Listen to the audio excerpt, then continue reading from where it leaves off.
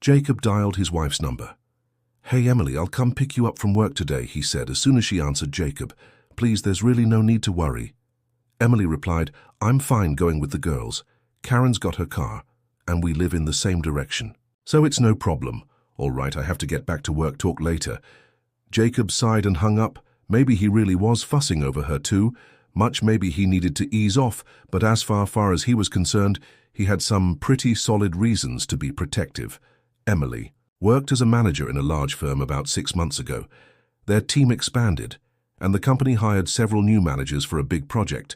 Among them was Brandon, a bold, overly confident guy who jumped right into the office scene, inserting himself into every conversation and soaking up all the attention he could. At first, his interest was spread across all his new co-workers, but for the last couple of weeks, he'd been focusing more and more of that attention on Emily. Jacob first heard about Brandon when Emily casually mentioned some of his hilarious stories later. Jacob saw the man in action, himself waiting by the office to walk Emily home. That was the night their car was in the shop, so Jacob walked over so Emily wouldn't have to wander through dark streets alone. He watched as Brandon opened the big glass door for Emily, Medea show of booing like she was royalty, and lightly took her by the elbow to guide her down the steps. Emily looked a little flustered, laughing as he threw out one corny joke after another until she spotted her husband. "Isn't Brandon hilarious?" she gushed, still smiling. "Hilarious, that clown is clearly hitting on you." Jacob shot back, "Oh, come on, hacks like that with everyone. We're just friends now. Can we please go home?" Jacob never believed in that just friends talk between men and women. Figured Brandon was deliberately turning on the charm, and that Emily was too naive to see what was really up. From that moment on, Jacob made a habit of picking her up from work daily, heading her in the lobby.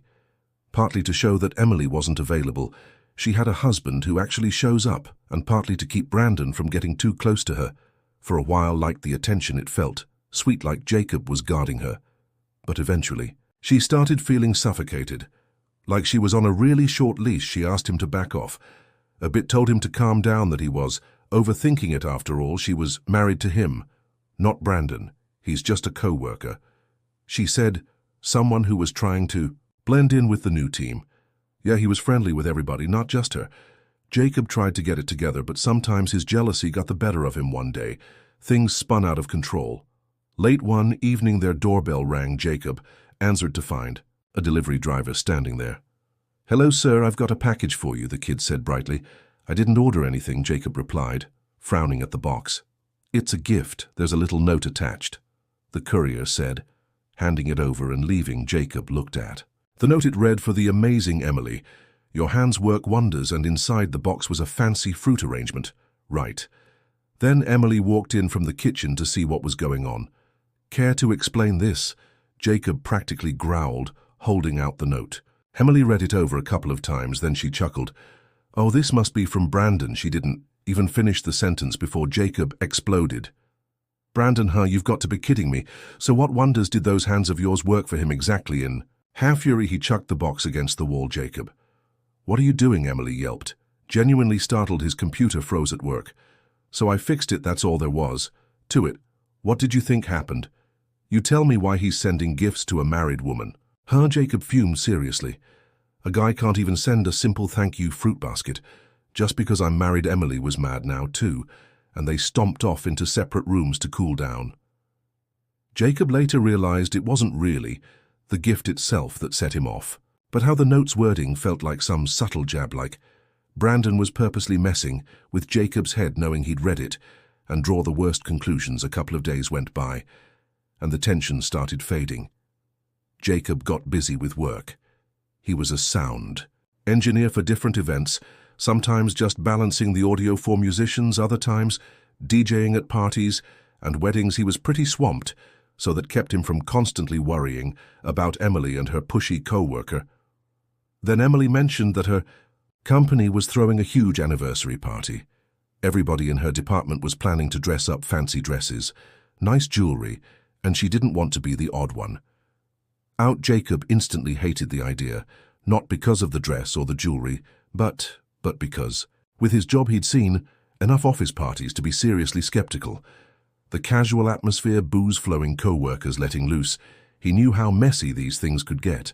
He politely tried to convince her to skip it, suggesting they go out together instead. "Oh, so now you want to take me out," Emily said, raising an eyebrow. "I'm supposed to miss the entire company celebration over your weird paranoia. That's totally selfish, Jacob.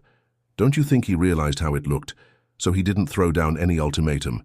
He just admitted he was worried, honey. Please," he said, sighing, "just keep your distance from—" "That okay, you should have just said so in the first place." Emily answered, rolling here. "Yes, don't worry, I'm only dancing with my girlfriends that helped him relax a little." The day of the party arrived red, and Emily spent the afternoon at a salon getting her hair done. Meanwhile, Jacob's gig for that evening got cancelled, leaving him unexpectedly free since he had a bit of time. He dived into an audio project for some friends who needed a couple of tracks mixed. After seeing Emily off, he got right to work. Early in the evening, he got a notification on his phone about last-minute job postings in sound engineering. He'd signed up for those alerts a while ago. One ad caught his eye: urgent. Need a sound tech for a corporate party. Tonight we'll pay extra. Original guy got sick. Jacob checked the address and contact name. It was Emily's company. Without a second thought, he accepted. He told himself he'd keep an eye on Emily, make sure everything stayed above board. Maybe it was a silly reflex, but part of him needed to see for himself that she was okay. No fancy outfit required. He was just the sound guy, someone who normally fades into the background, so he threw on a big hoodie and dark jeans.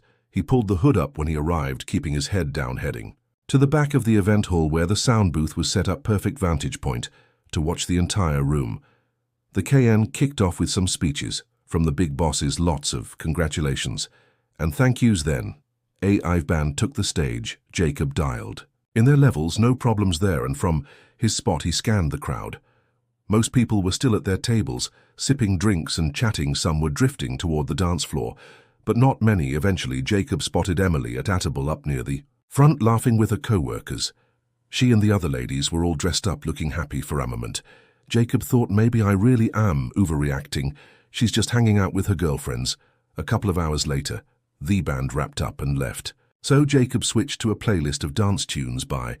Then the drinks had been flowing for a while, and the vibe turned more wild, and carefree people got up to dance, some a little unsteady on their feet. As Jacob scanned the crowd, a random woman, clearly tipsy, strolled over to him holding a plate of appetizers. "Hey there, cutie," she slurred. "Bet you're hungry. Want to share, mum? Thanks, but I'm working." "Jacob," Answood answered politely, "and I'm married, not looking to meet anyone." The woman shrugged and wandered. Far from returning to his watchful post, Jacob's stomach sank as he finally spotted Emily. She walked in from somewhere off to the side, and she wasn't alone. Brandon was leading her into the center of the dance floor, holding her by the hand with a cocky grin. Emily giggled, practically hanging off his shoulder. Jacob felt his blood boil. Where were they? What have they been up to? Alone a minute later, Brandon got more and more handsy, and Emily just kept laughing. Jacob couldn't believe it. So all those promises. That I shouldn't worry, that was all talk. Apparently he wanted to charge over. Right then and there, maybe knock Brandon flat, teach him to keep his hands to himself. But here minded himself. He was technically working, and turning the night into a brawl would probably end with someone calling the pops, so he gritted his teeth and kept it together, telling himself he'd handle it later.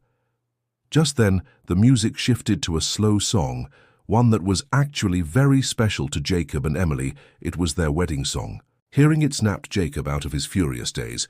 Emily obviously recognized it too. Brandon was set to pull her into a slow dance, but she stopped, pulled away from him, and looked toward the sound booth.